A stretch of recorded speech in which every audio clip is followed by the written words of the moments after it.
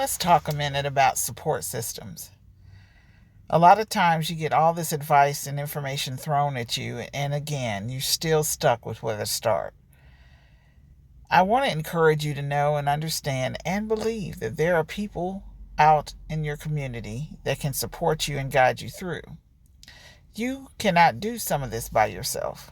You need somebody to encourage you.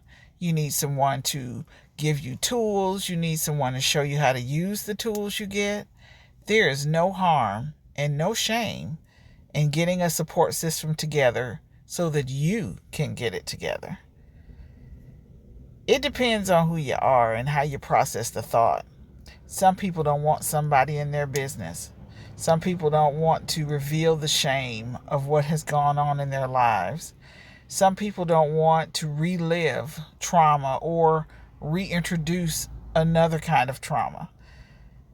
There's a snowball effect that happens in healing that ultimately leads you to a place of freedom. It leads you to a place of peace of mind. There is no shortcut. And to keep talking about your trauma over and over again and not taking any actions to change it or to acknowledge it, to figure out ways to combat it and actually implement those ways, what are you actually doing? What you're doing is holding on to trauma that is not serving you in the best of ways. It's destroying the greatness you have in you. It's destroying your vision for the purpose of you being here. There's very few people that have not gone through some sort of trauma. You are not as alone as you think in having to fight and combat your trauma.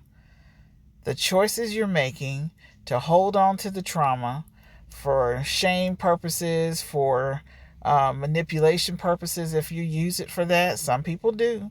Some people use their trauma to manipulate other people into doing what they want. You have to decide what it is you want to do with your life, and you have to get after it. No one can save you from it. No one can do it for you. So come on in and explore what the trauma is about.